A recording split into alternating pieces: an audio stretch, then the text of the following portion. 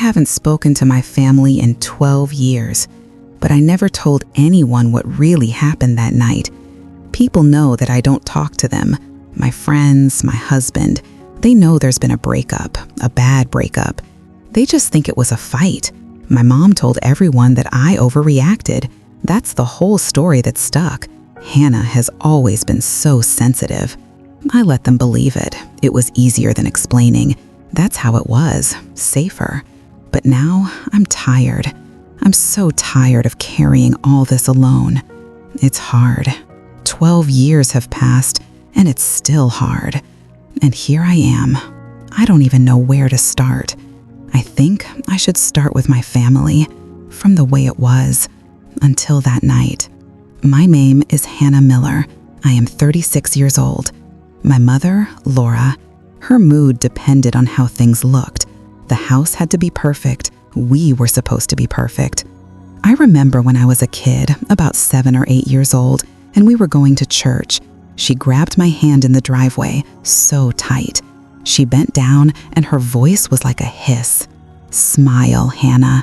Mrs. Gable is watching us from her window. Don't you dare look unhappy." And I smiled. The whole service in the church, my face hurt. It was my mom. The audience is everything. What people thought. It was more important than anything else in the world. More important than what we really felt. My father, Peter, he was the complete opposite. He was quiet, so quiet. He just wasn't there. Even when he was in the room, he'd sit in his chair with the newspaper, and the whole world could be on fire around him, and he'd just turn a page. The sound of him turning the page, sometimes it was louder than my mother's yelling. It was his way of saying, "This isn't my problem. I'm not getting involved." His silence was an answer. It always sided with her, always. By not stopping her, he was agreeing with her. He was letting it happen, and that hurt. In a different way, it was a quieter pain, but it went deep. Then there was my brother, Evan. He's 2 years older than me. To everyone else, Evan was perfect. He was charming. He was funny. He was the golden boy. Teachers loved him. My friends' parents loved him. "Oh, your brother is just so wonderful, Hannah." I'd just nod. At home, he was different. The charm was a switch he could flip off the second the front door closed.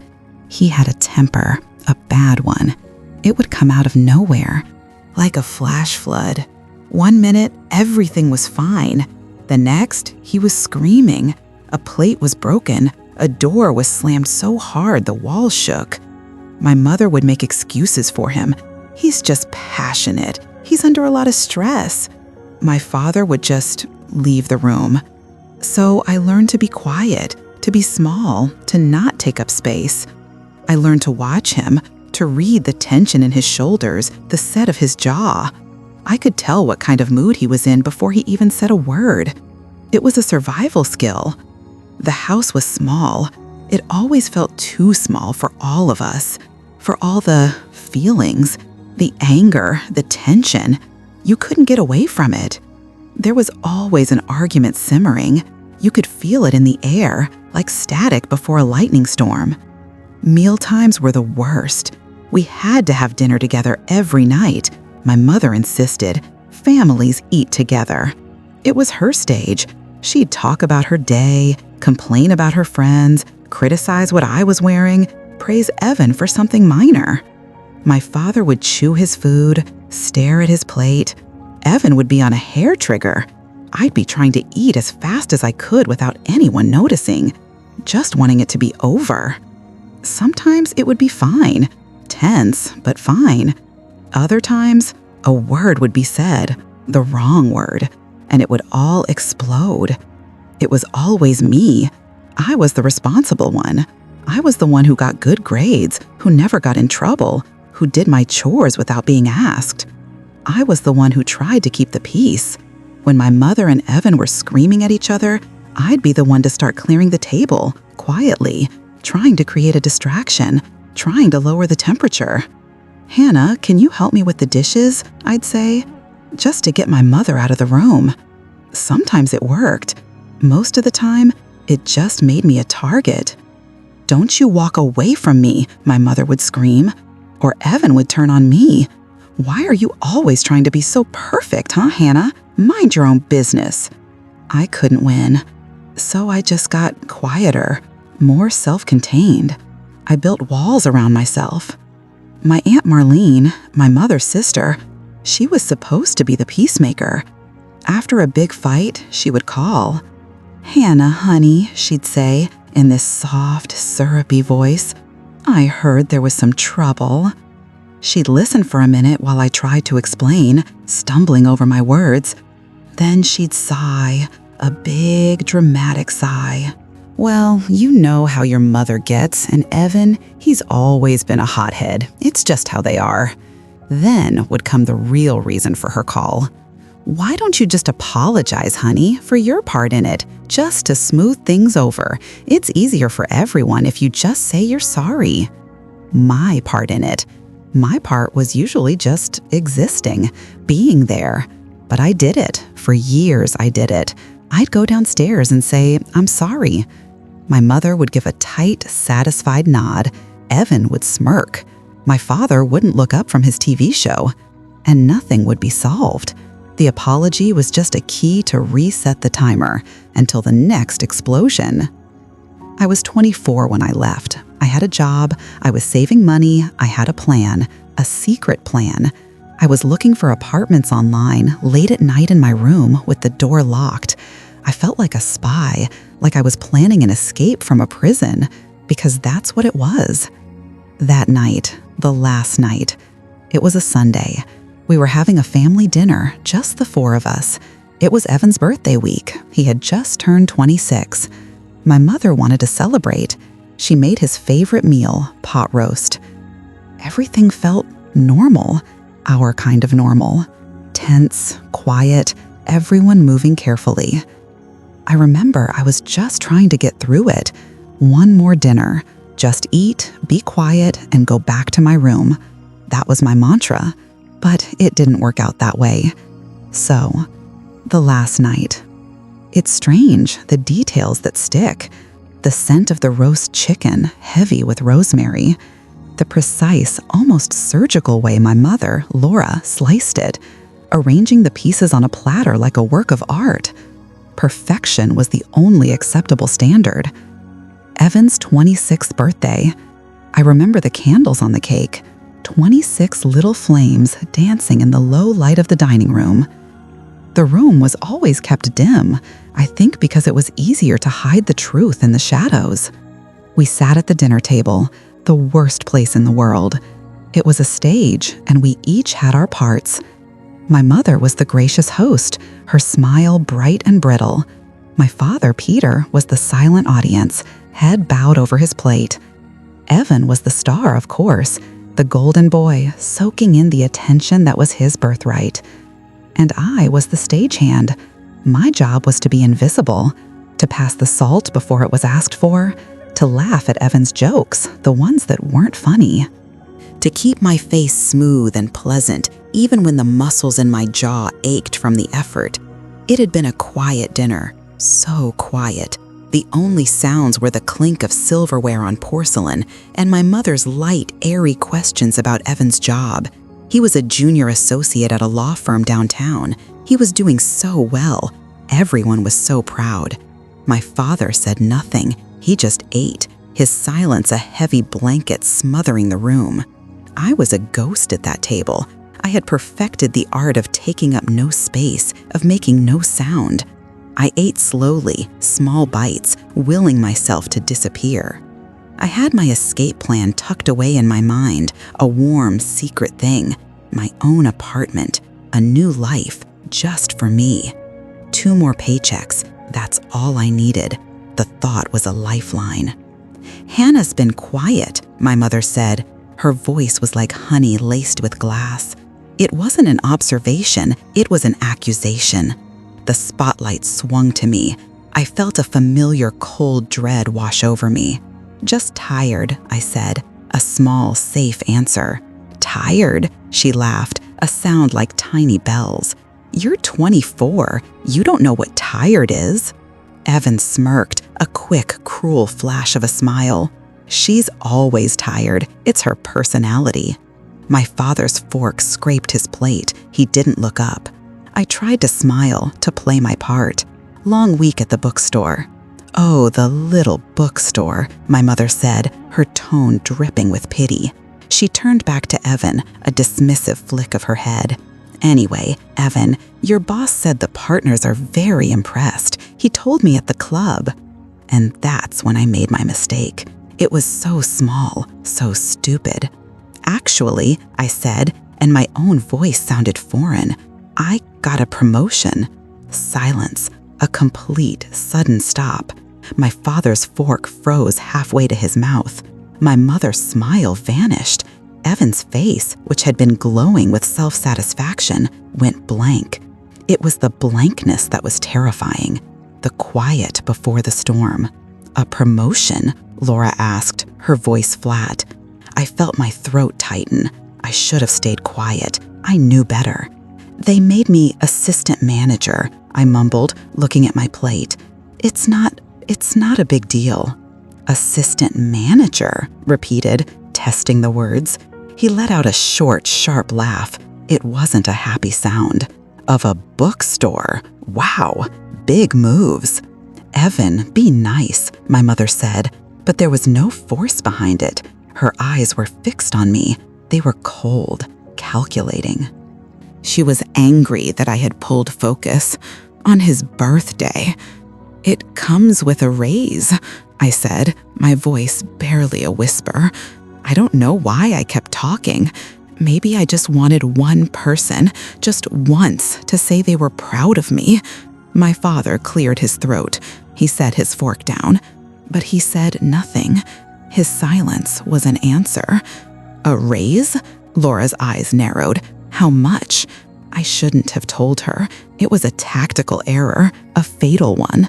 I knew the rules. "Enough," I said, trying to deflect. "Enough for what, Hannah?" she pressed. The lie came easily. It had to. To save up a little more. Evan leaned forward, his elbows on the table. The perfect son was gone. This was the other Evan, the one only we got to see. Save up for what? More dusty old books? "Just to have a cushion," I said. My heart was hammering against my ribs, a trapped bird. "She's probably saving up to finally move out," Evan said, a sneer in his voice. He looked at my mother, a co-conspirator. "Leave us all behind." He was guessing. He was just trying to hurt me, but he was right. And my face, my stupid, honest face, must have given it away. My mother saw it. Of course she did. She saw everything. Her expression shifted. The anger was replaced by something worse, a deep, theatrical wound. "Move out?" Her voice trembled. "After everything we do for you? This is the thanks we get?" "You are," she cut me off, her voice rising. "I see it now. You've been planning this, lying to us." The air grew thick, heavy, like static before a lightning storm. "So what if she is?" Evan suddenly yelled, his voice cracking the tense quiet. He shoved his chair back. "Let her go. We'd probably be better off. One less mouth to feed." "Evan," my mother gasped, but it was for show. An audience was everything, even an audience of one silent husband. I stood up. My legs were shaking.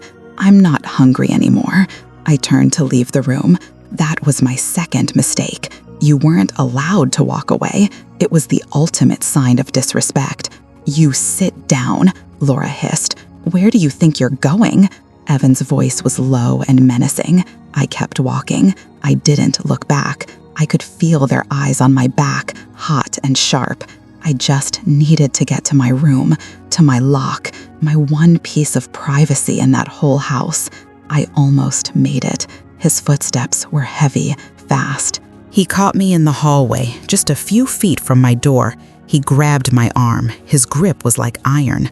"I'm talking to you," he said, his face inches from mine. His breath was hot, smelling of wine and anger. "Let go of me, Evan," I said. My voice didn't tremble. It was cold. I had run out of fear. All that was left was a hard, dense core of something else. "You don't walk away from me," he snarled, tightening his grip. I felt a flash of pain shoot up my arm. And then it happened. It wasn't a scream. It wasn't a plea. I simply looked past him, down the short hallway to the dining room. My mother stood in the doorway, her arms crossed. She wasn't looking at Evan, who was physically restraining her daughter. She was looking at me, and on her face was a look of pure, undisguised disgust. "Look what you've done," she said, her voice dripping with venom. "You've ruined his birthday. You always have to make everything about you." My father was behind her, a shadow in the frame. He looked at my arm and Evan's hand. He looked at my face. He looked at his son's face, twisted with rage. He took a small step back into the dining room, and he sat back down at the table. He picked up his fork. That was it. That was the moment. The grab was the injury, but my father sitting back down, that was the kill shot. My mother's blame was the poison. It was never about the fight. It was about the fact that in a moment of violence, one parent blamed me and the other one walked away.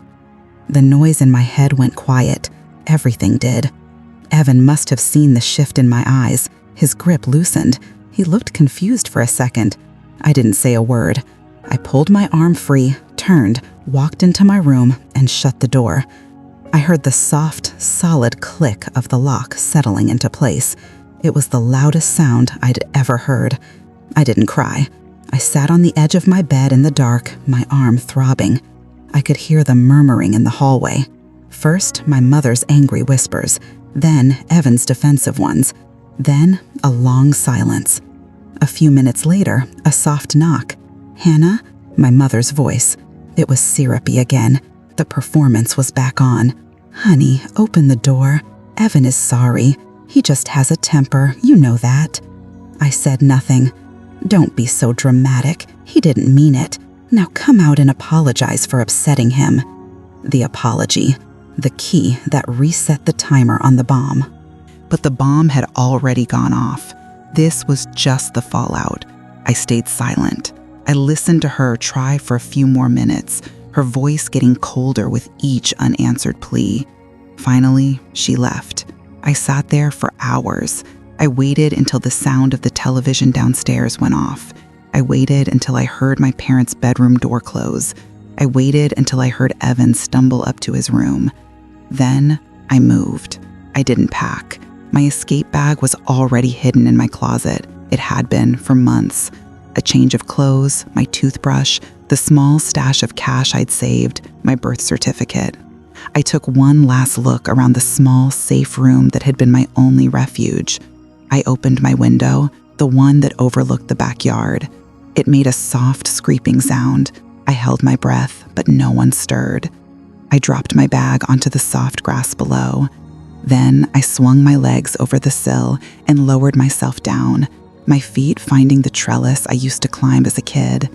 The ground was cool and damp beneath my sneakers. I didn't look back at the house. I just walked.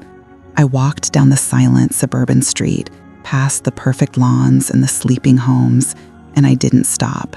I never told anyone what really happened. When friends asked, I said we had a big fight, a bad one. It was easier. It was a language they could understand. How do you explain that the worst thing wasn't the hand that grabbed you?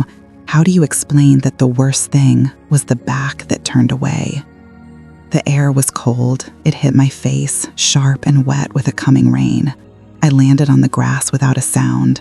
My feet in the old sneakers I'd left by the window for weeks sank into the damp earth. A shiver went through me, but it wasn't from the cold. It was the shock of it, the finality. One foot, then the other. I was out. For a second, I just stood there in the dark, my back to the house. The bag felt heavy on my shoulder. It was a small duffel, but it held everything that mattered. A few changes of clothes, a toothbrush, the book I was reading, and the envelope. The house behind me was a silent, looming shape. A single light glowed in the dining room window, a perfect, warm little square. Anyone driving by would think it was a picture of peace, a family finishing a birthday dinner. They wouldn't see the monster in the dining room. They wouldn't see the ghost at the table. I didn't look back again. I walked, fast and quiet, down the driveway I had walked 1,000 times before. My steps were soundless on the asphalt. I'd practiced this, too, in my head. Every night before I fell asleep, I practiced walking away. The street was empty. The world was asleep. I reached the corner and risked a glance. The light was still on. A shadow passed in front of it. My father, probably clearing the plates, doing his part. My part was done. It's strange, the things you remember. I don't remember the 2-mile walk to the bus station. I know I did it, but the memory is just a blur of dark sidewalks and the rustle of my own jeans. What I remember is the smell inside, stale coffee and disinfectant, the low, tired hum of the fluorescent lights. The place was full of people who didn't want to be there, people running from something, or to something, or maybe just running. I fit right in. I bought a ticket with cash. The woman behind the glass didn't look at me. She just took the crumpled bills and pushed a thin piece of paper toward me. "Which bus?" I asked. My voice was a croak. "Any of them heading west. They all end up in the same place eventually." She didn't mean the same city. I found a hard plastic chair in the corner, away from everyone. I put my bag on my lap and hugged it to my chest like a shield. The bus wasn't for another hour. An hour in limbo. An hour where I was neither there nor here. An hour where I could still be found. My phone was in my pocket, a heavy, dangerous rectangle. I hadn't turned it on. I was too afraid. This is the part I never told Mark. The part I never told anyone. I told him I left because my father turned his back. And that's the truth. It's the real truth, the one that lives in my bones. But it isn't the whole story. The whole story is more complicated. It's messier. It makes me look like something other than a victim. I was 24, but my mother still managed our money. The family's money, she called it. We all had our own bank accounts from our jobs, but we were expected to contribute a significant portion to the house account, an account my mother controlled completely. It paid for the mortgage, the bills, her hair appointments, the illusion of a perfect life. For the last 6 months, every time she sent me to the bank to deposit a check or withdraw cash for groceries, I had been taking a little extra. $20 here, $50 there, skimming from the top in small, untraceable amounts. I wasn't a thief, not really. I was just taking my own money back, reclaiming the parts of my life she had demanded as tribute. I was planning an escape from a prison, and I was stealing the tools to do it. One stolen screwdriver, one smuggled file at a time. The envelope in my bag didn't just have my meager savings. It had nearly $3,000 of their money. My father's silence was what broke my heart, but the money was what would make them come after me. Not out of love, out of rage. I hadn't just abandoned my role. I had robbed the production. The bus was old, the seats were worn, and the air tasted of diesel fumes. I found a seat by a window and pressed my face against the cool, vibrating glass. The station light slid away, and then we were on the highway, swallowed by the darkness. City lights gave way to the black expanse of the country. I watched the dotted white lines of the road appear and disappear, a hypnotic rhythm. Appear, disappear. I finally pulled out my phone. My hands were shaking. I knew I had to do it. I had to know. I powered it on. The screen lit up, and the notifications came in a flood, a torrent. 17 missed calls, 42 text messages. Like a flash flood, just as I'd always known it would be. The first call was from Evan, time-stamped 20 minutes after I'd climbed out my window. Then another, and another. His texts were a spray of bullets. "Where the hell are you? Mom is losing her mind. You think you can just walk out after what you did? Pick up the phone, Hannah. Pick. I could feel the heat of his rage through the screen. The words were practically vibrating with it. After what you did, of course, it was my fault. It was always my fault. Then my mother's calls started. Hers were spaced out, more strategic. Her texts were different too, syrupy and sharp at the same time. Hannah, darling, this isn't funny. You've worried us sick. Your brother is very upset. You ruined his birthday. I don't know what's gotten into you, but you need to call me immediately. And then, the one that made my stomach clench. Your father is asking where you are. A lie. A perfect, calculated lie. My father didn't ask questions. He absorbed them. His silence was an answer, and his answer was always the same. This is not my problem. I scrolled and scrolled. Evan, Mom. Evan, Mom. A frantic, suffocating duet. But I was looking for one name, or one lack of a name. Peter, my father. Nothing. Not one call. Not one text. He had stood in the hallway and watched his son assault his daughter. He had turned his back, and now, in the face of her disappearance, he was doing it again. He was staying silent. It was the confirmation I needed, the last nail. Then, a new call came through. The screen lit up with a name that made my breath catch. Aunt Marlene, the peacemaker, the fixer, the one who always called to smooth things over after a fight, the one whose gentle voice was just another tool of control. She was the final weapon in their arsenal. If Evan's rage didn't work and my mother's guilt trips failed, they sent in Marlene.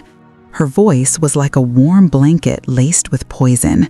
She'd make you feel safe right before you passed out. My thumb hovered over the accept button.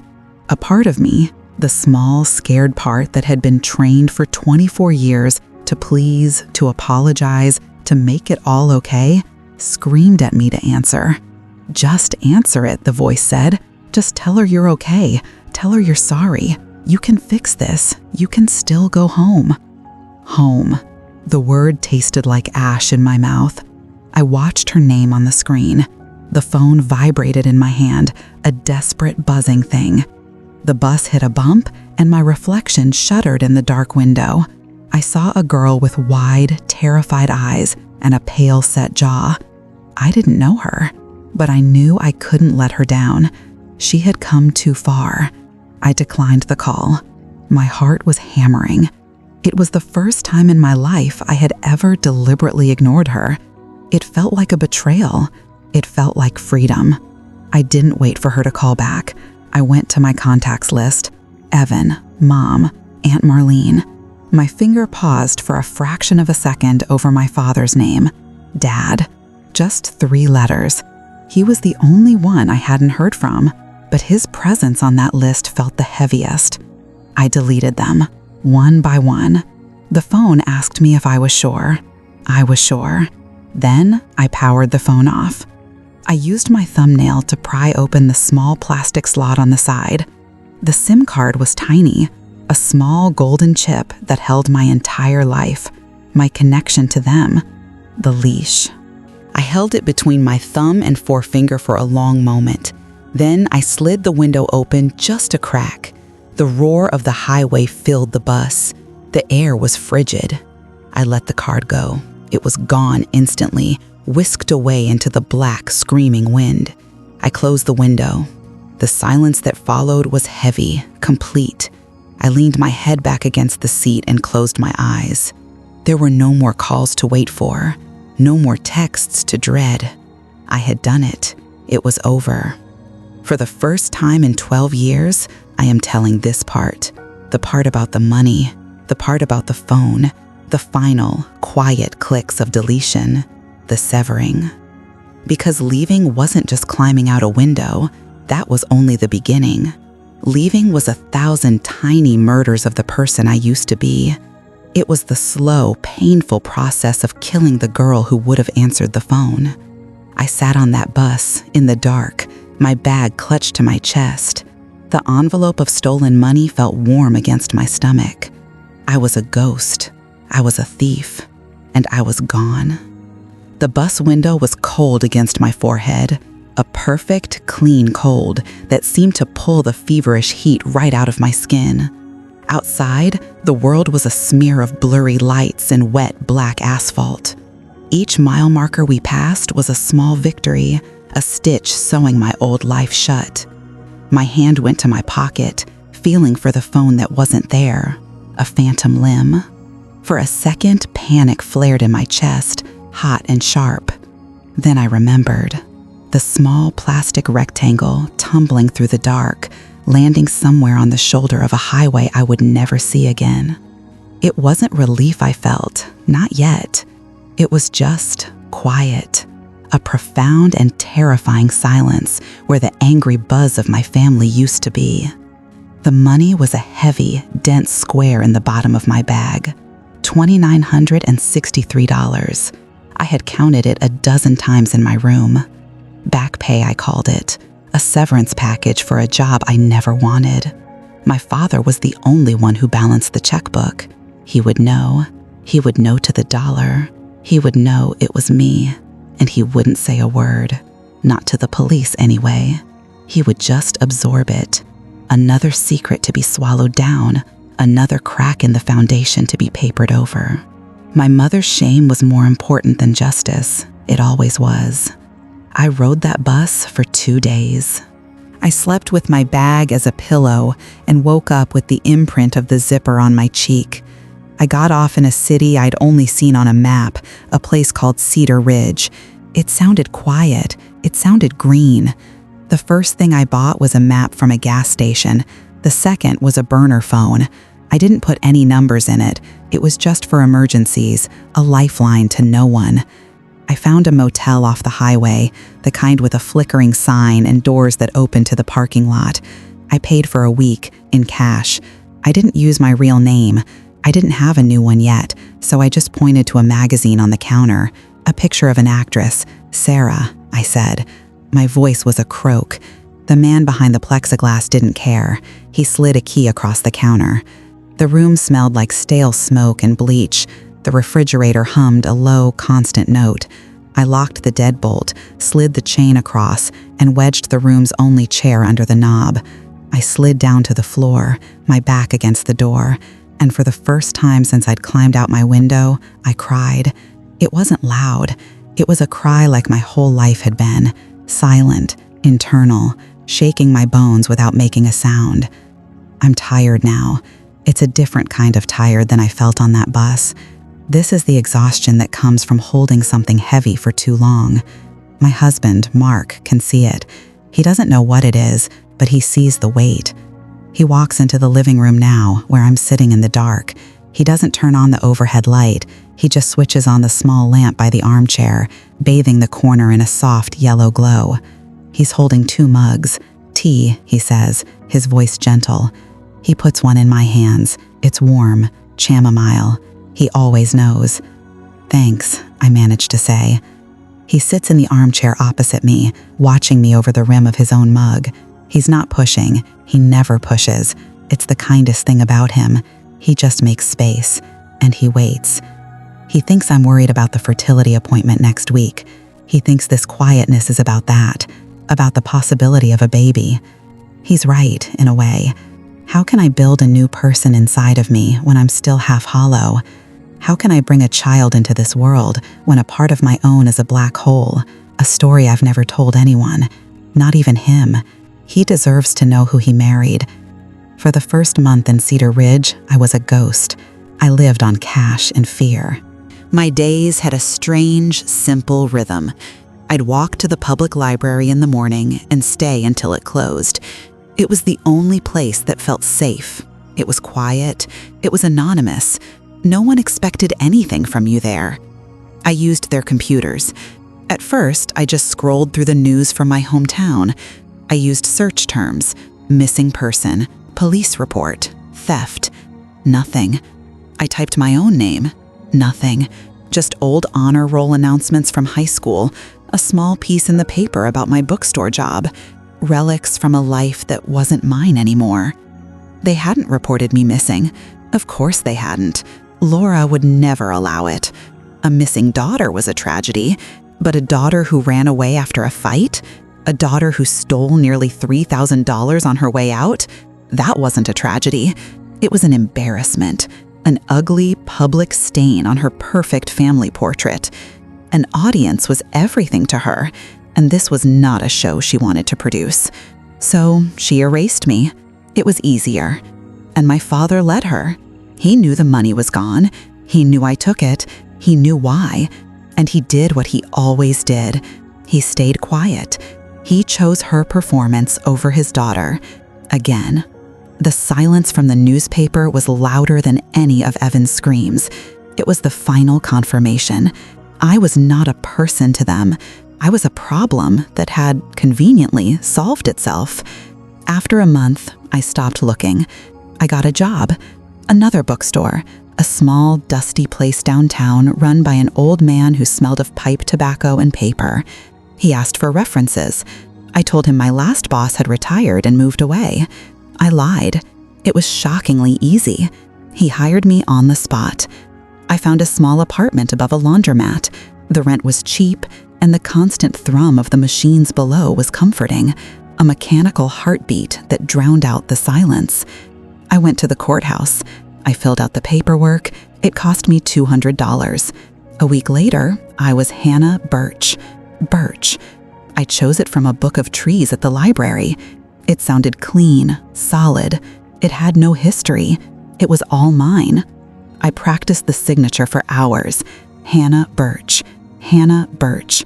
It felt like learning to breathe with a new set of lungs. I lived like that for 2 years. Quietly, I worked, I read, I walked. I spoke to my boss, to customers, to the woman at the grocery store. Small, shallow conversations that never went deeper than the weather. I was pleasant. I was polite. I was a perfectly constructed person. I was safe. And then I met Mark. He used to come into the bookstore on his lunch break. He never bought anything. He'd just browse the history section, his brow furrowed in concentration. He was quiet, too. One day, he came to the counter with a book on Roman architecture. "Find everything okay?" I asked, my standard line. He nodded, but he didn't look at the book. He looked at me. His eyes were kind. It was the first thing I noticed. "You always look like you're 1,000 miles away," he said. It wasn't an accusation. It was just an observation. I felt a blush creep up my neck. I hadn't blushed in years. "Sorry," I said, "just thinking." "It's okay," he said, and he smiled. A real smile, not the tight, practiced ones from my childhood dinner table. "I was just wondering where you go." No one had ever asked me that before. My tea is cold now. I haven't taken a sip. Mark is still watching me, his patience a warm blanket in the quiet room. "Hannah," he says, so softly, "whatever it is, we'll figure it out. We always do."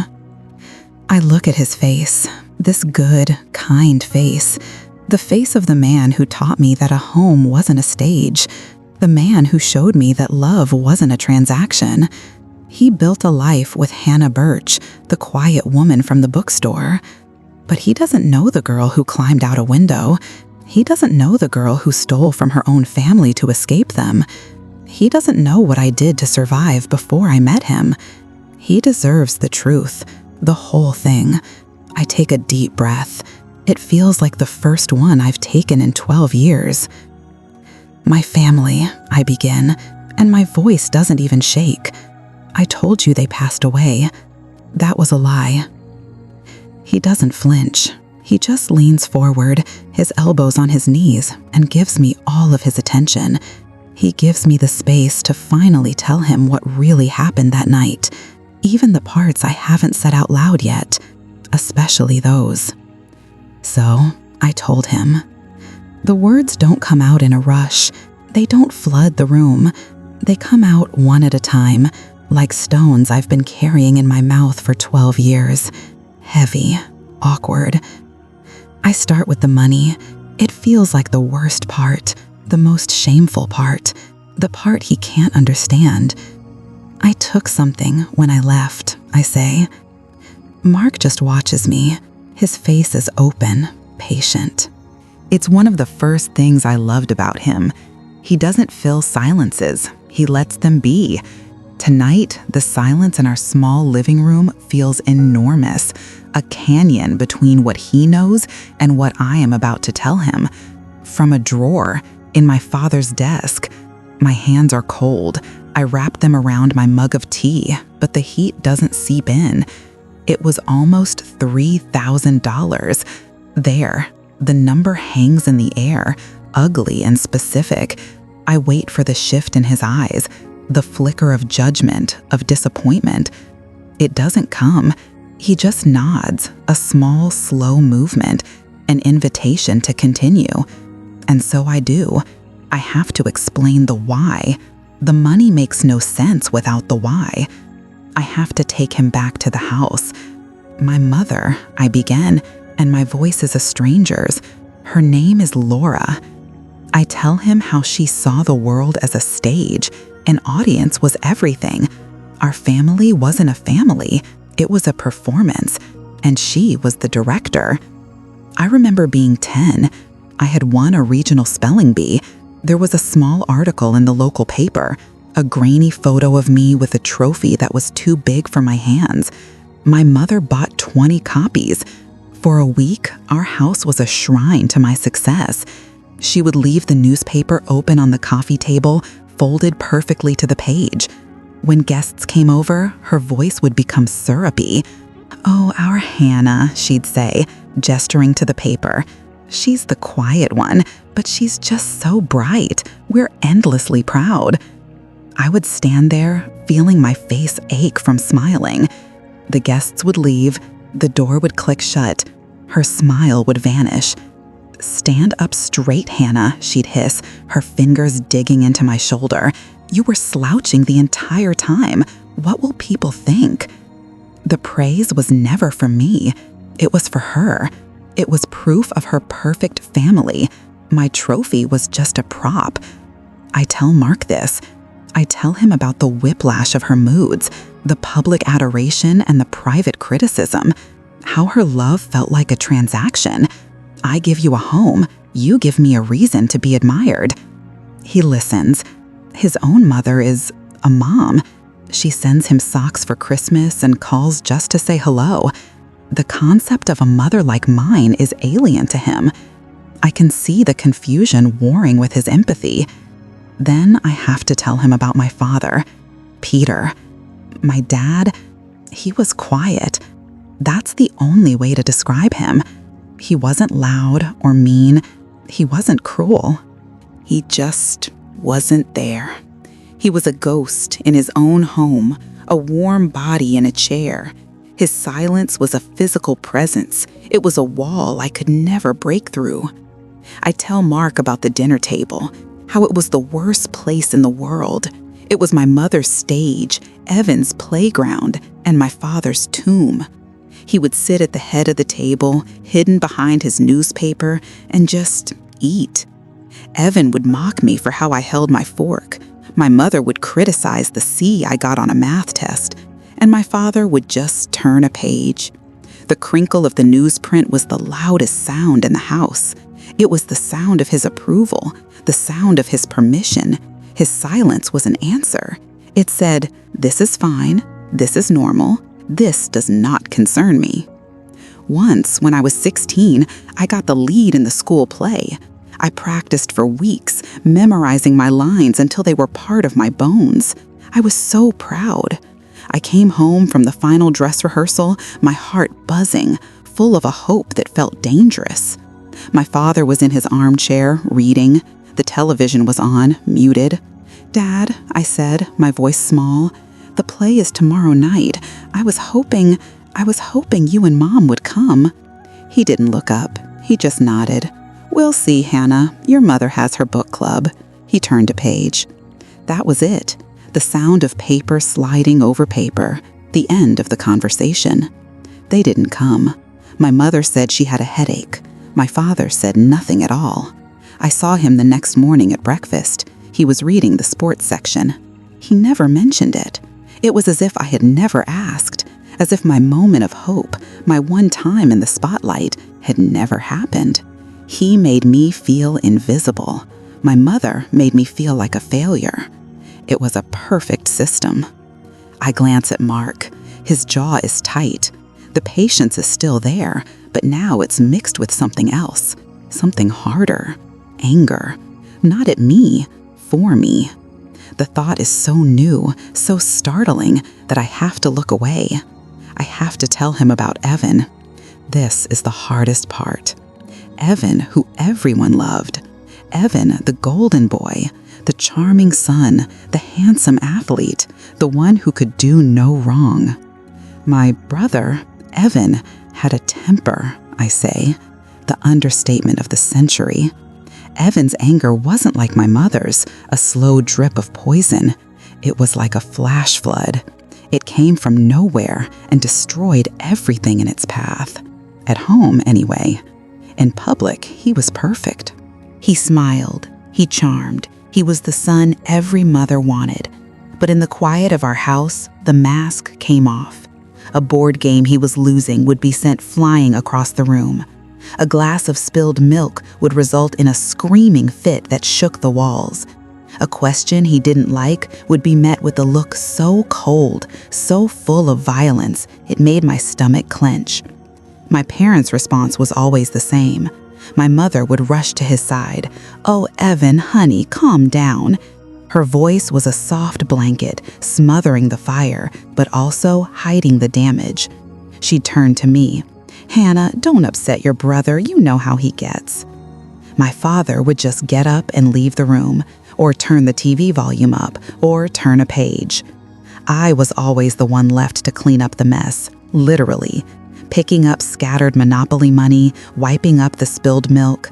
My part in it, always my part. I tell Mark about one night. I was maybe 21, home from college for the summer. Evan was furious about something, a girl, a friend, I don't remember what. The trigger was never the point. He punched a hole in his bedroom door. The sound was like a gunshot in our small, quiet house. I was frozen in the hallway. My mother ran to him. I heard her murmuring, her voice frantic and soothing. "It's okay, baby, it's okay, we'll fix it." My father walked out of the living room. He saw the hole in the door. He saw my terrified face. He saw Evan breathing hard, his knuckles red. He looked at me for a second, just a single long second. Then he turned and went into the kitchen. I heard the refrigerator open, the clink of a glass. The next day, he patched the hole in the door. He spackled and sanded it so perfectly you could barely see the damage. He painted over it. He erased it. That's what he did. He erased the evidence. He erased the violence. He erased me. My voice finally breaks. A single hot tear slides down my cheek. I don't wipe it away. Mark moves then. He doesn't say anything.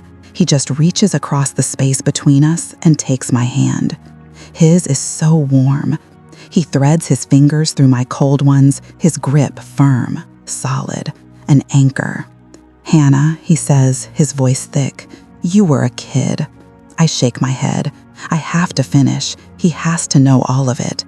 And then it was Evan's birthday, I say, my voice barely a whisper.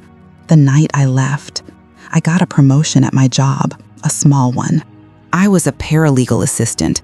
I was proud. I said something at the dinner table. I look at him, my eyes pleading for him to understand. It was the first time I ever took up space, the first time I ever made the story about me, and they couldn't have that. Evan, he didn't like it. He grabbed me. My mother screamed at me for ruining his birthday. And my father... I swallow hard, the memory a physical thing in my throat. My father turned his back. He just turned around and went back to the table to finish his cake. The silence that follows is different. It's not empty. It's full of everything I've just said. It's heavy with the weight of 12 years. Mark's grip on my hand tightens. It doesn't hurt. It's a promise. I'm here. I'm not turning away. So I went to my room, I continue. the words coming faster now, the end in sight. And I knew I couldn't stay, not one more night. I had a bag packed. I'd been planning it for months, saving every dollar I could. But it wasn't enough, not to disappear properly. I looked down at our joined hands. That's why I took the money, Mark. It wasn't just to run. It was to make sure they wouldn't look for me. I finally raised my eyes to his. I knew they would care more about the money I stole than the daughter they lost. I knew it was the one thing that would make them let me go. The last word hangs in the air between us, heavy and dead. My voice is gone. My throat is raw, a canyon scoured empty by a flash flood of secrets. I sit on the edge of the sofa cushion, my hands clenched into fists in my lap, waiting. For what, I'm not sure. The scream, the accusation, the sound of a door slamming shut, leaving me alone again. Silence. It's the silence I remember. The same kind that fell over the dinner table after my father sat back down. A thick, suffocating blanket of things not being said. In our house, silence was never peace. It was the pause before the thunder, the pressure building. Mark hasn't moved. He sits in the armchair across from me, his hands resting on his knees. He's looking at me, but his gaze is distant, as if he's watching a film of my life play out behind my eyes. I can't read his expression. It's not anger. It's not pity. It's a stillness I've never seen on his face before. I am a stranger to him now, a woman who built a life with him on a foundation of lies. The story is out. A wild animal I've kept caged for 12 years, and I can already feel the regret, sharp and cold, starting to creep in. I should have kept it locked up. I should have let it starve. The clock on the mantelpiece ticks. Each sound is a small hammer blow against the quiet. Tick. You lied. Talk. You are a fraud. I brace myself. Finally, he moves. It's a slow, deliberate motion. He pushes himself up from the chair and walks to the window, his back to me. His back. The same view I had of my father. A straight spine, a set of shoulders, a complete and total turning away. My breath catches, my lungs freeze. This is it. This is the moment I lose everything I have built because of the one thing I destroyed. I am 24 again, standing in a dark hallway, watching the only man who was supposed to protect me choose a dinner plate instead. My own husband. He is going to leave. Of course he is. I close my eyes, waiting for the sound of his footsteps toward the door, but they don't come. The silence stretches. It changes. The terrible, humming pressure begins to recede, replaced by something else, something heavy with sorrow. When he finally turns around, his face is wrecked. It's a landscape of pain. His eyes are red-rimmed, his mouth a tight line. He looks at me, really looks at me, and the first thing he says is not about the lie, not about the money, not about the years of deception. His voice is a rasp. Your brother. I can only nod. When in the hallway, he swallows and his Adam's apple bobs. He can't seem to finish the sentence. He doesn't have to. My cheek was swollen for a week, I say. My voice is a ghost, thin and reedy. I got good at makeup. A muscle jumps in Mark's jaw. It's a flicker of violence that is so alien to his face that it's shocking. It's the anger I never allowed myself. He looks from my face to the front door, as if he could somehow march back in time 12 years and stand in that hallway with me. And your father, he says, his voice low, dangerous. He saw it. You said he saw it. He saw it. And he just went back to the table. It's not a question. It's a statement of disbelief, of horror. He didn't want his steak to get cold, I whisper. The detail sounds pathetic, absurd, but it was the truth. It was the most important thing in the world at that moment. Mark makes a sound, a sharp, guttural noise of disgust. He scrubs a hand over his face, pacing the small space between the window and the armchair. He looks like a caged animal, my gentle, kind Mark, filled with a righteous fury that is entirely on my behalf. It's so foreign, I don't know what to do with it. He stops pacing and looks at me, his eyes pinning me to the sofa. "Good," he says, the words sharp. "I'm glad you took the money. I hope you took more." I flinch. The validation is so immediate, so absolute, it feels like a blow. I was expecting judgment. Instead, he's my accomplice. "It was just under 3,000, I say, my voice trembling. "Should have emptied the accounts," he mutters, turning away again. He's not leaving. He's thinking. He's processing. He's fitting the Hannah he has known for 7 years, together with the girl who climbed out her bedroom window with a stolen life in her backpack. I wait. I know the next part is coming. The hard part. The part about him. He turns back, his face softer now, the anger replaced by a deep, aching sadness. "Hannah, I know," I say, cutting him off. "I need to say it. I lied to you, Mark, from the day we met." "You told me they were dead," he says. His voice doesn't hold condemnation. It holds a profound hurt. The hurt of a man who has unknowingly been telling people his wife is an orphan. A man who has grieved for ghosts. Tears I didn't know I had left begin to well. "They were," I choke out. "They are. That girl, the one who lived in that house, she died that night. I had to kill her to get out. I buried her. I went to a courthouse and legally buried her. And when I met you, I was so afraid. I was so afraid that if you saw her, if you even knew she existed, you would see how broken she was. You would see the mess, the damage." The tears are falling now, hot and silent. I don't wipe them away. "I wanted you to have someone whole," I whisper. Not the leftovers." The space between us is 3 feet of carpet, but it feels like a mile-wide chasm. I've just confessed that I don't think I'm good enough for him, that I've never thought I was. He closes the distance in 2 long strides. He doesn't sit. He crouches in front of me, so his eyes are level with mine. His big, warm hands come up to cup my face, his thumbs gently brushing the tears from my cheeks. His touch is the kindest thing I have ever known. It's the opposite of a fist. It is an anchor. "Hannah," he says, his voice thick with emotion, "there is nothing broken about you. Do you hear me? Nothing." I shake my head, a sob catching in my throat. "Yes, there is," he insists, his gaze firm, unwavering. "You survived. You got out. That's not broken. That's the strongest damn thing I've ever heard." He searches my eyes. "The lying, it hurts, Hannah. I won't pretend it doesn't, but I understand it. I look at you and I see the girl who had to make herself small to be safe, the girl who had to plan an escape from a prison everyone else called a home." He leans his forehead against mine. His breath is warm. He smells like coffee and soap and home. He smells like everything I was running toward.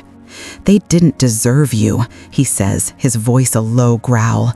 "Not for a second. Your mother, your brother, and your father. God, for his silence most of all. He understands. He understands the quiet, the specific poison of my father's inaction." "I'm so sorry," I sob, the words tearing out of me. "I'm so sorry I didn't trust you." "Shh," he murmurs, pulling me forward into his arms. I collapse against his chest, my face buried in his shirt, and I finally let go. The grief I've been carrying for 12 years, the lonely, secret weight of it all, comes pouring out. It's ugly and ragged, but Mark just holds me. He holds me through all of it, his hand stroking my hair, his other arm a solid bar across my back, protecting me. It feels like hours pass. When my sobs finally quiet down to shuddering breaths, he gently pulls back, though he doesn't let me go. "That conversation we had," he says softly, "about a baby, about you being scared." I nod, not trusting my voice. "This is why," he says. It's a statement, not a question. You weren't scared of being a mother. You were scared of her, your mother. I look at him, my eyes wide. He sees it all. He sees me. Hannah, he says, his voice firm and full of a promise that feels more sacred than our wedding vows. Our family will be nothing like that. Our child will only ever know what it feels like to be wanted, to be safe. Our house will be a home, not a stage, and there will be no secrets. He pulls me tight again. There is no part of you that you have to hide from me, not anymore. I've got you. I wrap my arms around his neck, holding on like he's the only solid thing in a world that has just tilted off its axis. The weight is still there. It will always be a part of my story. But for the first time, I am not carrying it alone. He held me, and for the first time in 12 years, I wasn't alone in that house. The silence that follows is a different kind. It isn't the heavy, waiting silence of my childhood, the kind that hangs in the air before a storm. This silence is full. It's the quiet of a room after a fever has broken.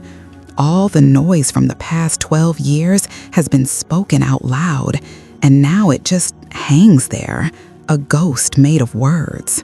I watch Mark. His hands are clenched into fists on his knees, the knuckles white. His jaw is a hard line, the muscle there twitching. He isn't looking at me.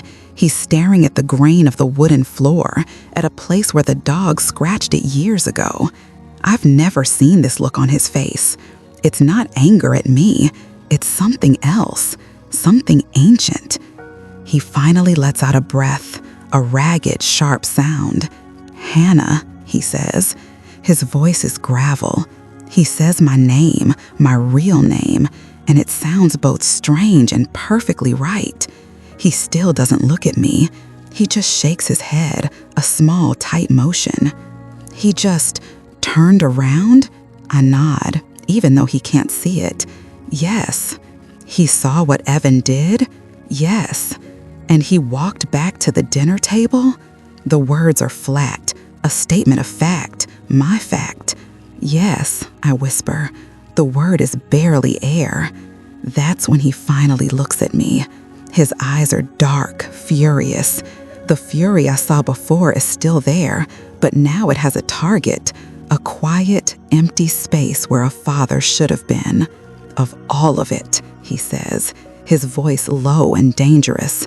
Of all the things you just told me, that's the one. That's the thing that makes me want to. He doesn't finish. He doesn't have to.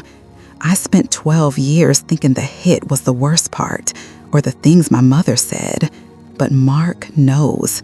He heard my whole story, the whole ugly symphony of my family, and he immediately found the quietest note, the most painful one, the turning away.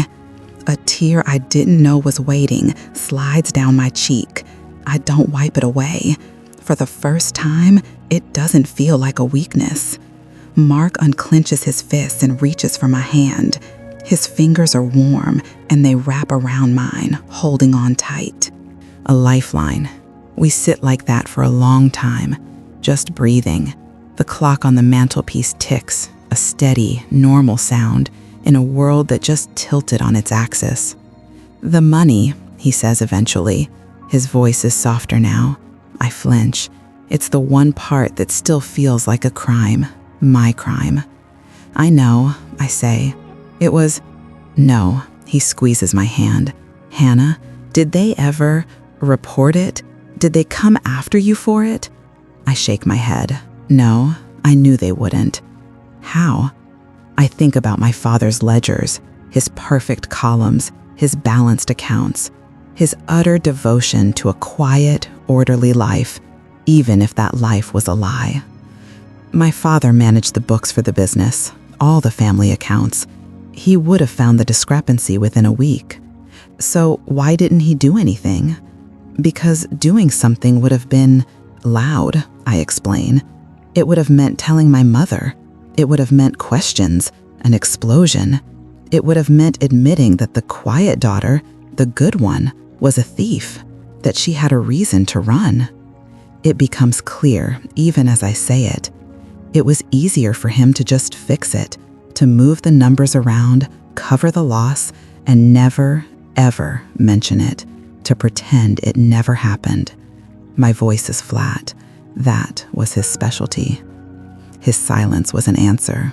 Always. Mark nods slowly, processing. He sees the pattern. He sees the man. And a missing person report? He asks. Never. You're sure? Positive, I say. An audience was everything to my mother. A perfect family was her life's work. A runaway daughter with stolen money? That's a messy story. It's a stain. She would rather have a dead daughter than a disobedient one. It's a cleaner narrative. I look at our intertwined hands. She told people I went traveling, that I was finding myself. I'm sure of it. Something vague and romantic that made her look like a supportive, bohemian mother. The lie is so easy to imagine, so perfectly Laura. So they just let you go, Mark says. It's not a question. It's a conclusion, a judgment. They let me go, I confirm. The weight of his hand in mine is the only thing keeping me here, in this room, in this life. It's an anchor. Hannah Birch, he says, trying the name out. He gives me a small, sad smile. I like it. It suits you. I found it in a book, I admit. It sounded solid, rooted. It is. The confession is over. The story is told. But the secret isn't a tidy thing you can put in a box. It's a gas. It has filled the room, filled the space between us, and now we have to learn how to breathe it. Mark, I start, my voice trembling. Does this change things? It's the question I've been terrified of for 8 years. He turns his body fully toward me on the couch. He uses his other hand to cup my jaw, his thumb stroking away the single tear track on my cheek. His touch is so gentle it makes my chest ache. Change things? He repeats, his eyes searching mine. Hannah, look at me. I do. You survived a war I didn't even know you were fighting. You got out of a prison I couldn't have imagined. You did it all alone. You built a life. You found me. You let me love you, even with all of that poison you were carrying. His own eyes are shining now. The only thing that changes, he says, his voice thick with emotion, is that you don't have to carry it alone anymore, ever. Do you hear me? I can only nod. A sob breaks free, loud in the quiet room. It's not a sob of pain, it's relief. It's 12 years of held breath leaving my body all at once. He pulls me against his chest, and I let myself fold into him. He holds my head against his shoulder, and I just cry. I cry for the 16-year-old girl with the aching face from smiling too hard. I cry for the 24-year-old woman climbing out of a window. I cry for the stranger on a bus, destroying the last link to a life that was never really hers. He just holds me. He doesn't say, "Don't cry." He doesn't say, "It's okay." He just lets me be broken, and he holds the pieces. Eventually, the tears slow. My breathing evens out. I'm leaning against him, exhausted and empty, but clean. I remember what started all this. The conversation feels like it was a lifetime ago. Our family, I whisper into his shirt. He knows what I mean. He pulls back just enough to look at me. Our family, he agrees, his voice firm. You and me, and anyone we want to bring into it. He pauses, and his expression softens. I get it now, why you were so scared. The idea of family, for you, it means something completely different. It means a cage, I say, the words coming out muffled. It means secrets and eggshells and waiting for something to break. I know, he kisses my forehead, but that's not what it's going to be for us. Our family will be a safe harbor, Hannah. It will be a place where you don't have to be quiet, a place where you can be angry, a place where no one ever turns their back. His promise settles over me. It's not a fairy tale, it's a vow. I'm tired now, a deep, bone-weary exhaustion that sleep won't fix.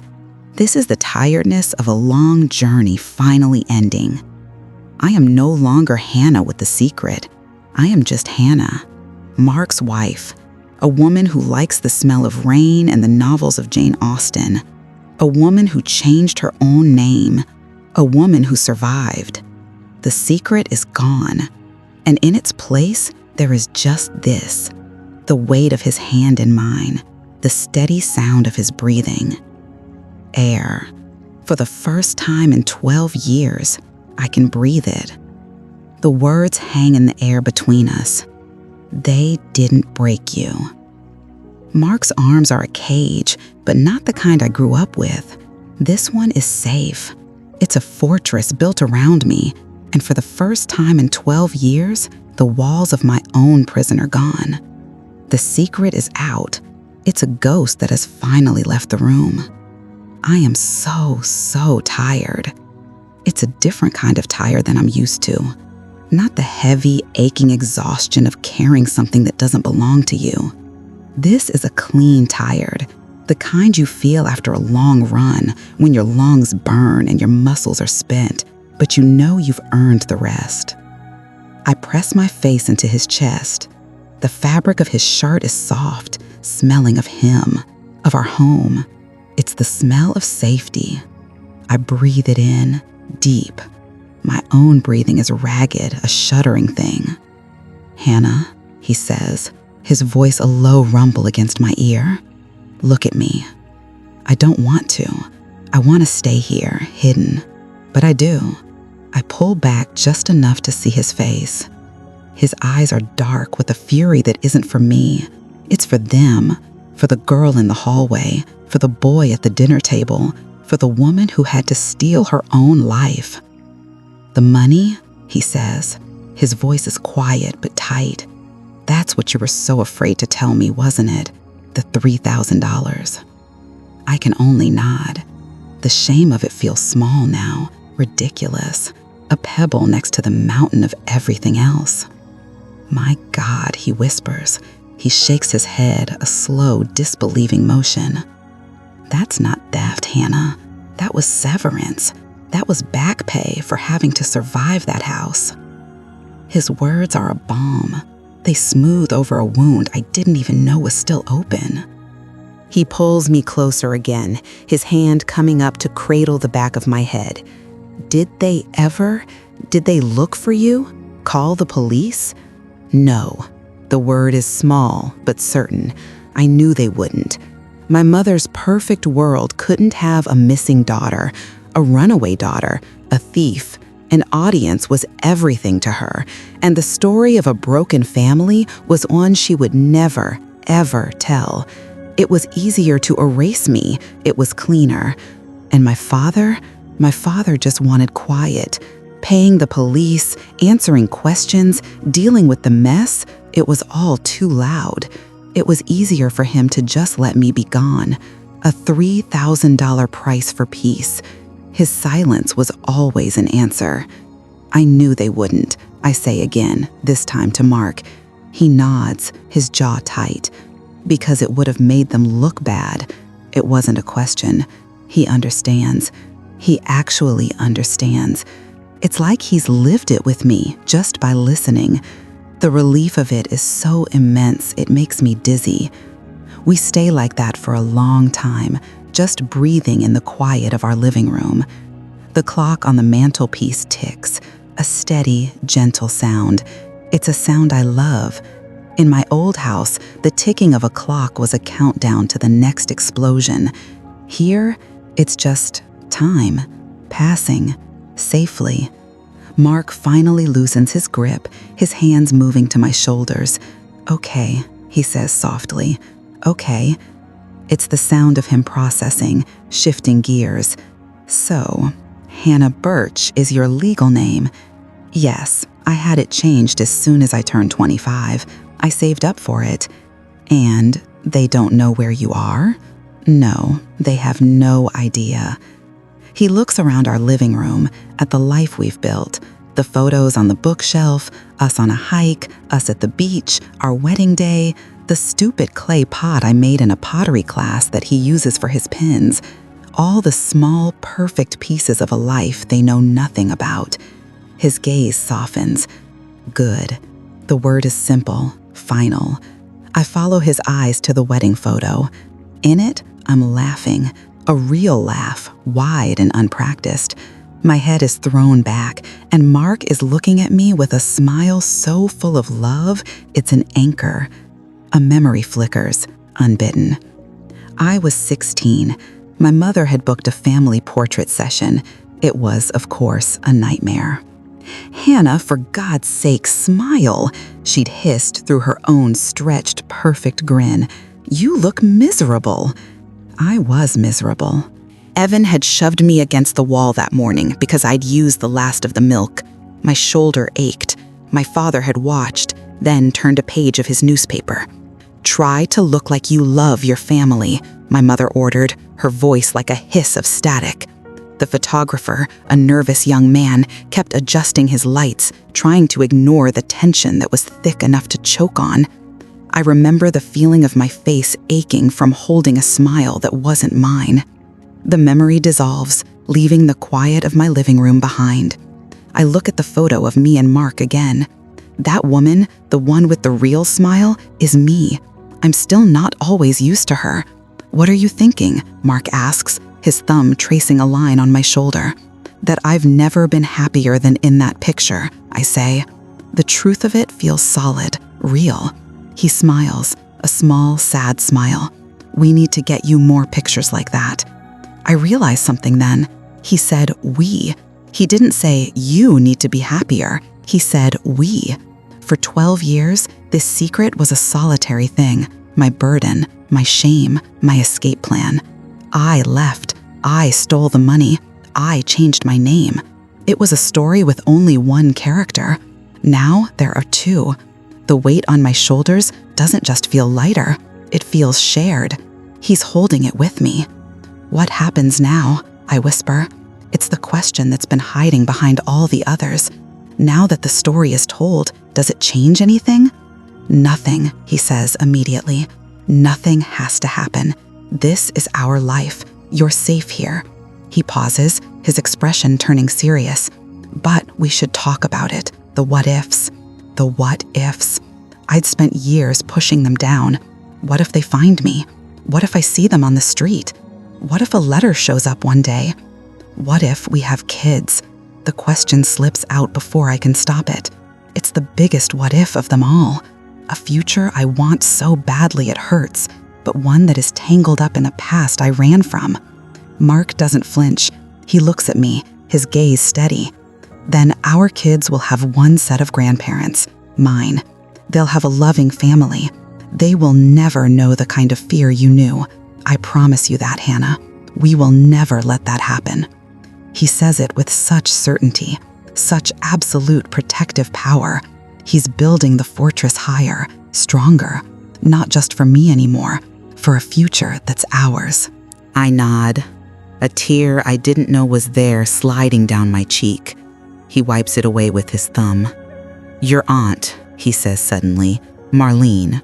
What about her? She still sends you those birthday cards, doesn't she?" I nod. They come once a year, addressed to Hannah Miller at my old apartment from a decade ago. How she even found that address, I don't know. They get forwarded, a single sterile card with a flowery message about forgiveness and family. "We miss you. It's time to let bygones be bygones," a key to reset a timer that ran out 12 years ago.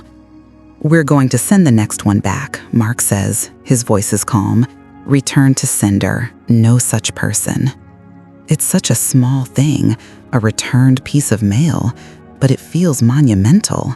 It's an action, a line drawn.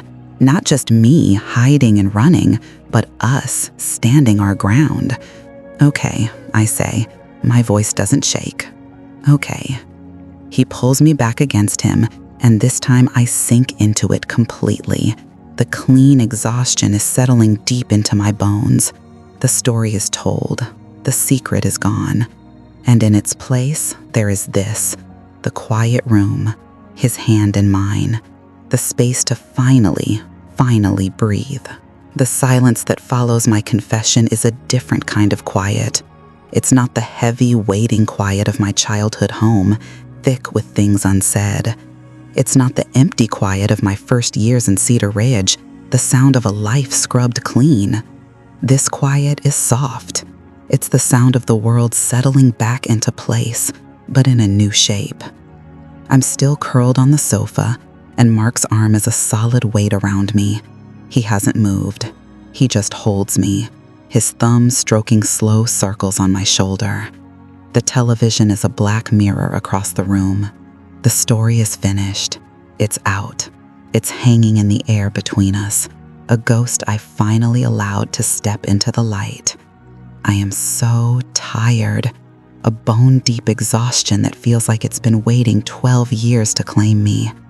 "Hannah," Mark says. His voice is gentle, a low rumble against my ear. I don't answer.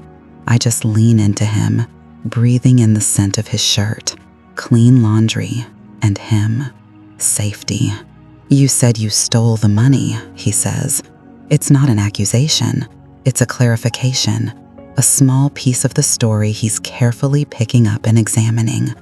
I nod against his chest. "Just under $3,000. My voice is a rasp. I clear my throat.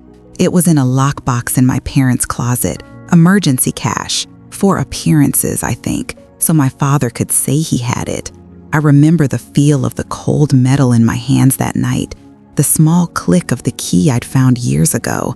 It wasn't a plan until it was the only plan." Mark is quiet for a moment. I can feel the thought turning over in his mind. "So when you disappeared," he says slowly, "and the money was gone, they knew you weren't coming back.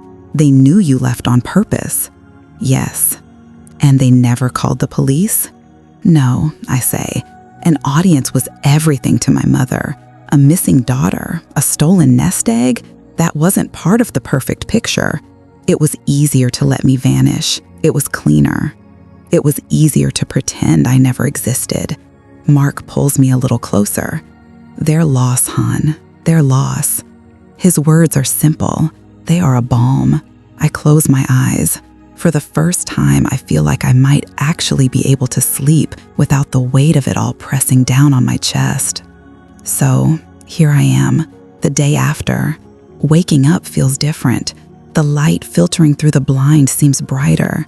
The first thing I'm aware of is Mark's steady breathing beside me. I turn my head on the pillow and just watch him. His face is relaxed in sleep, the small worry line between his brows smoothed out. He knows. He knows every ugly, broken piece of me, and he's still here. The thought is so enormous, so radical, it feels like it might break me open all over again. But this time, it would be from relief. I slip out of bed and pad into the kitchen. The floorboards are cool under my feet. I go through the motions, grind the coffee beans, fill the machine with water, press the button. The smell fills our small kitchen, a ritual of normalcy, of the life I built, the life we built. When Mark comes in a few minutes later, hair messy from sleep, he doesn't say anything.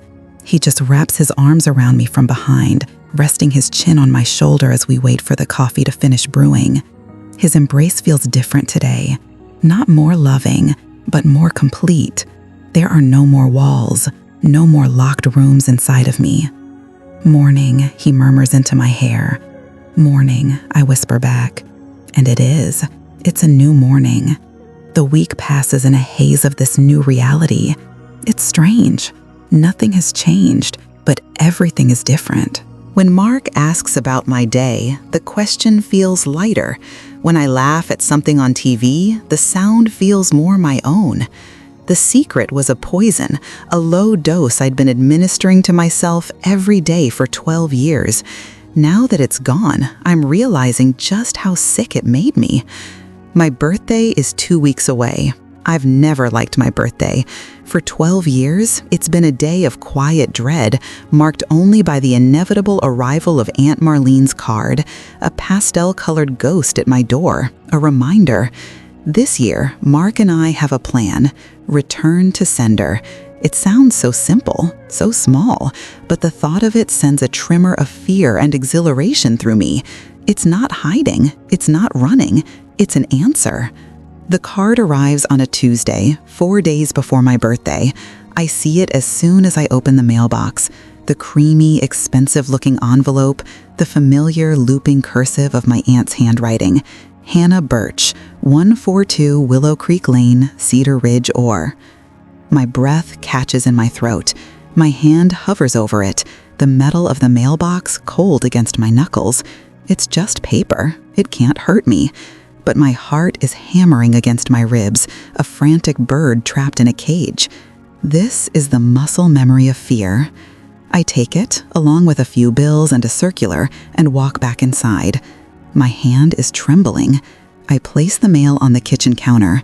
The card sits on top, looking innocuous, a Trojan horse in pastel pink. I stare at it. I think of Aunt Marlene picking it out, her soft, syrupy voice in her head as she wrote the words inside. Just wanting you to know, we're thinking of you. We miss our girl. It's never too late to come home. The apology was just a key to reset the timer. Her cards were the same thing, a key to unlock the door I had nailed shut. When Mark gets home, he sees it immediately. He doesn't even have to ask. He sees the look on my face, the rigid set of my shoulders. He walks over to the counter and looks down at the envelope. It came, he says. I just nod. He looks from the card to me. His eyes are dark with a protective anger I'm still getting used to, an anger on my behalf. Ready? He asks softly. I take a deep breath. I think so. He doesn't rush me. He waits until I've put my work bag away, until I've changed out of my office clothes and into a soft sweatshirt. He waits until I'm the one who picks the card up again. The envelope feels heavy, full of the weight of their expectations, their denial. Mark gets a thick black marker from the junk drawer. He clicks the cap off and sets it on the counter next to me. He doesn't offer to do it for me. He knows this has to be my hand, my choice. I pick up the marker. The plastic is smooth in my grip. For a second, I'm 16 again, my hand shaking as I turn the lock on my bedroom door, the only space in the world that was mine. I'm 24, my knuckles white as I grip the handle of my go bag. But I'm not that girl anymore. I am Hannah Birch. I am 36 years old. I am a wife. I am safe. I am loved. My hand is steady as I draw a clean, sharp line through my own address. Then, in big block letters that are nothing like the timid script I was taught as a child, I write it. Return to sender. 2 words. It feels like a scream I've been holding in for a decade. I write it again, right below. Return to sender. No such person at this address. It's true, in a way. The person they are writing to doesn't exist anymore. She died the night she climbed out her bedroom window. I was born on a bus heading west. I put the cap back on the marker. The click is loud in the quiet kitchen. I look at Mark. His face is full of a fierce, quiet pride that makes my eyes burn. He reaches out and tucks a piece of hair behind my ear. Good, he says. Just that one word. The next morning, we walk to the corner mailbox together before work. I'm holding the card. It feels powerless now, just a piece of paper with some ink on it. I pull down the heavy metal slot. It groans in protest. I slide the envelope inside, and I let go. The clank it makes as it hits the bottom of the box is the most satisfying sound I have ever heard. A closing door, a final word.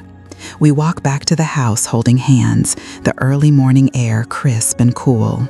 The world feels wider. That night, for the first time, we talk about it. The future, the one I was always too afraid to fully imagine.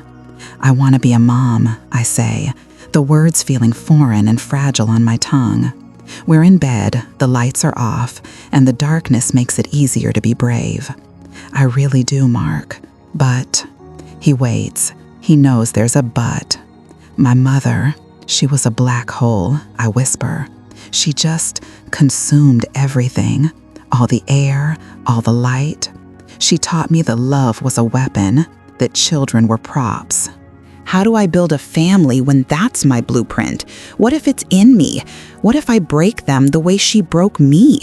The fear is cold and sharp, a shard of ice in my gut. Mark rolls onto his side to face me. I can't see his expression in the dark, but I can feel the warmth of him, the intensity of his focus. Hannah, he says, and his voice is the steadiest thing I have ever known. Look at our life. Look at this home. Is it loud? Is it full of anger? Do you have to make yourself small to fit inside it?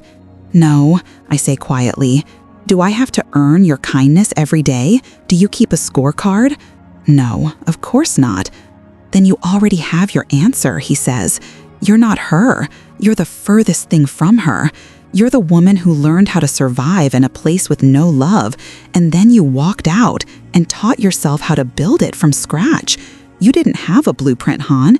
You drew your own. Tears I didn't know were there start to slide down my temples and into my hair. He reaches out, his hand finding my cheek. His thumb gently wipes the tears away. We'll draw the rest of it together, he says. Our own family, our own rules. There will be no locked doors, no silent dinners, no unheard screams. I promise. I believe him. Lying there in the dark, held safely in the life I chose, I finally start to believe it might be possible. The past is a part of my story. I know that now. But maybe, just maybe, it doesn't get to be the ending. The metal door of the mailbox clangs shut. The sound is loud in the quiet afternoon air. Final. It's done. My hand feels strange, empty, and light.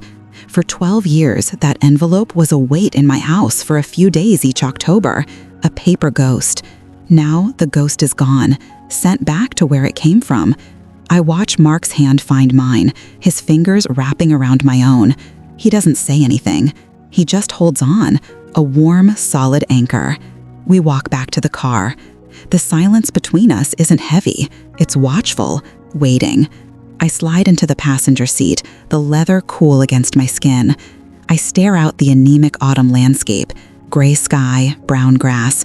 Everything feels like it's holding its breath, and I'm holding mine. My mind is a frantic Rolodex, flipping through images of my aunt, Aunt Marlene. Her name tastes like saccharin and disappointment. I remember her on the phone after one of Evan's bad nights. I must have been 16. He'd thrown a book at my head for turning the page of my own book too loudly while he was watching TV. It missed, hitting the wall with a sickening thud.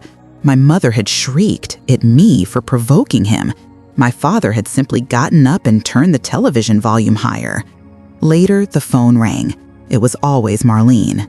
"Hannah, honey," her voice was like warm, sticky syrup. "Your mother called. She's so upset." I was quiet. You know how Evan gets. You have to be the calm one, the bigger person. The corner of the book had been sharp. It would have split my skin open. "Just apologize, sweetie, for the family. Just smooth it all over." The apology was the key that reset the timer on the bomb. My part in it, my job, to swallow the shrapnel and say I was sorry for the explosion. Now I've sent the bomb back. "You okay?" Mark asks, his voice pulling me from the memory. He's watching the road, but I know he's really watching me. I nod, but it's a lie. I'm not okay. I'm terrified. A part of me, the small, scared part that lived in my childhood bedroom, is screaming. It's telling me I just made the biggest mistake of my life. You don't poke the bear, Hannah. You just play dead until it goes away. But I'm not playing dead anymore. The first few days are the worst.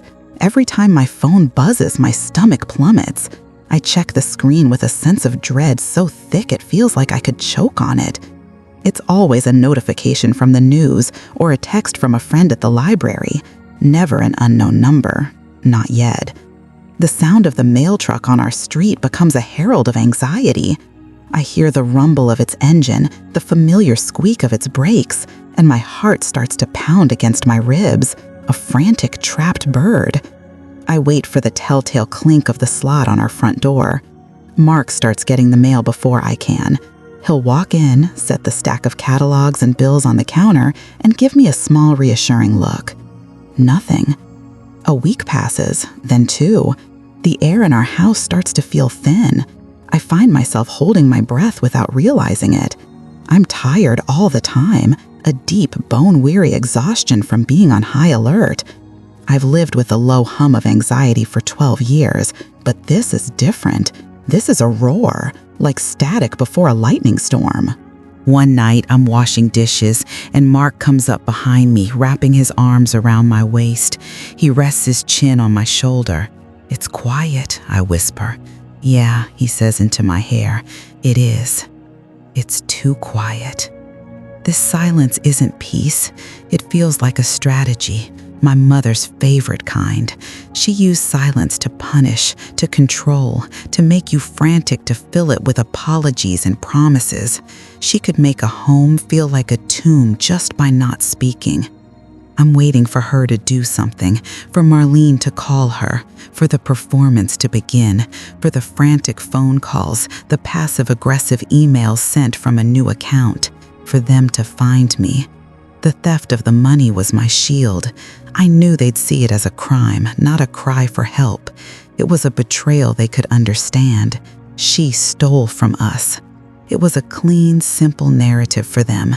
It let them be the victims. It let them be angry instead of worried. It gave them a reason not to look. But returning the card, that wasn't part of the story. That was me, Hannah Birch, talking back to them. And they never, ever tolerated that. 3 weeks after I mailed the card, it happens. It's late, nearly 11, a Tuesday. We're in bed, reading. The house is settled around us, groaning softly in the wind. Then, headlights slice across our bedroom wall, sweeping over the ceiling before vanishing. A car has pulled into our driveway. I freeze. My book slips from my hands. Mark looks at me, his expression instantly serious. He saw my face. The sound of a car door opening and closing is unnaturally loud, heavy. My blood runs cold. This is it. They found me. I can't breathe. My lungs are made of stone. I picture my mother on our doorstep, her face a mask of fury and wounded pride. I picture Evan behind her, his hands clenched into fists. I picture my father, standing on the sidewalk, looking at his shoes. Mark puts his book down slowly. He doesn't say, "It's probably nothing." He knows better. He just swings his legs out of bed. "Stay here," he says, his voice low and steady. It's the voice he uses when he's trying to calm a frightened animal. It's the voice of a man who will stand between me and the dark. I can't stay here. I slide out of bed, my feet cold on the wood floor.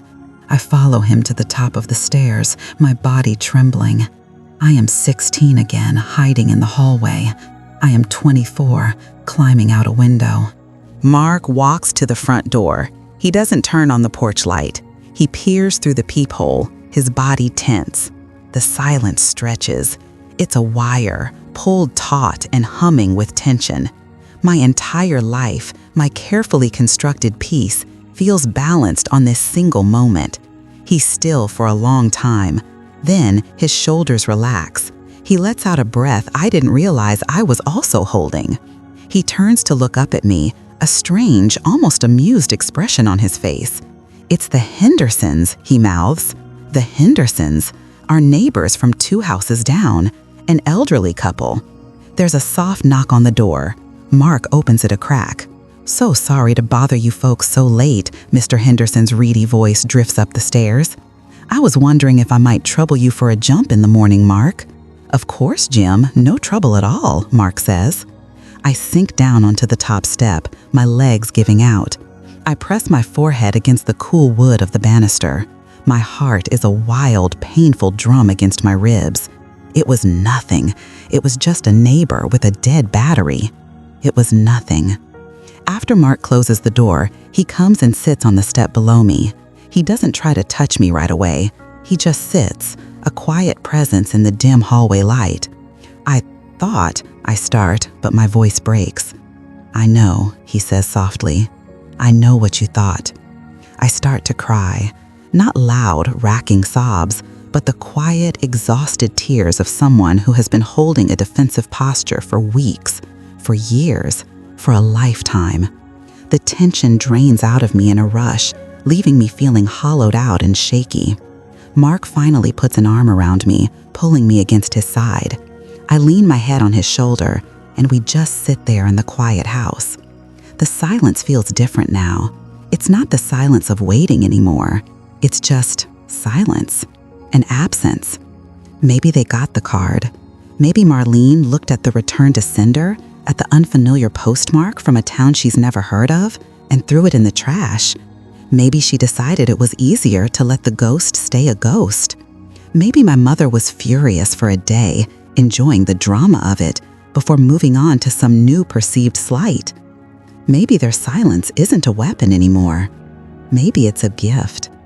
I lift my head. Mark is watching me, his face full of a love so steady it stills the last of my trembling. "It's over," I say. "It's not a question." He nods slowly. "For tonight, it is." He's right. This might not be the end, but it's the end of my waiting. I sent my message, not with an apology or an explanation, just my name, my real name, on a plain white envelope sent back across the country. It wasn't an invitation. It was a boundary, a locked door. I'm tired now, but it's a different kind of tired. It's the pleasant ache after a long journey, the feeling of finally being home. And for the first time in 12 years, I believe I might actually be safe inside. The mailbox clicked shut. It was done. A small rectangular act of defiance sent out into the world. There is a quiet in the car on the way home that is different from the silence we drove out in. That was the quiet of anticipation. This is the quiet of the aftermath, like the air after a distant explosion, when you're not yet sure what was hit. Mark's hand finds mine over the center console. His fingers are warm and steady. He doesn't say anything, and I am grateful for it. There are no words for this feeling. It isn't freedom, not yet. It's just the turning of a page I have been staring at for 12 years. So, here I am, waiting. The first week is the worst. Every time a car slows on our street, my shoulders tighten. I find myself holding my breath when the mail carrier comes, my body tensed for the sight of a familiar looping script on a pale blue envelope. My phone feels heavy in my pocket. A benign text from a friend makes my heart leap into my throat. I am back in that house, in a way, listening, waiting for the sound of my father's heavy sigh, my mother's sharp intake of breath, the slam of Evan's bedroom door. The survival instincts I thought I'd shed are back, rising to the surface of my skin like a fever. Mark sees it. He doesn't say anything. He just starts checking the locks before we go to bed each night, a slow and deliberate ritual. Click, thump, click. The sounds are an anchor. He makes tea I don't drink and sits with me on the couch, his presence a silent promise. He is building a wall around me, one quiet gesture at a time. A week passes, then two. The tension in my shoulders begins to ease. Maybe they got the message. Maybe, for the first time in their lives, they heard a no and decided to respect it. The thought is so foreign, so deeply unlikely, that I almost laugh. My family doesn't do no. They do pressure. They do guilt. They do the slow, methodical erosion of your boundaries until you forget you ever had any. But still, the silence stretches. 3 weeks, then 4. I start to breathe again. I sleep through the night. Mark and I talk about painting the guest room, about planting a garden in the spring. We talk about the future. The word no longer feels like a fantasy. It feels real, tangible, a place we are walking toward together. The peace is fragile, but it's there, a thin sheet of ice over a deep, dark lake. I am learning to walk on it. It's a Tuesday afternoon when the ice breaks. I'm in the kitchen humming along to the radio, chopping vegetables for a soup. The sun is streaming through the window, catching the dust motes dancing in the air. It's a perfect, ordinary moment, the kind of moment I left home to find. My phone rings. It's sitting on the counter, and the vibration is a harsh rattle against the granite. An unknown number. My blood runs cold. The knife stills in my hand. The carrots, the celery, the humming radio. It all fades into a dull, distant roar.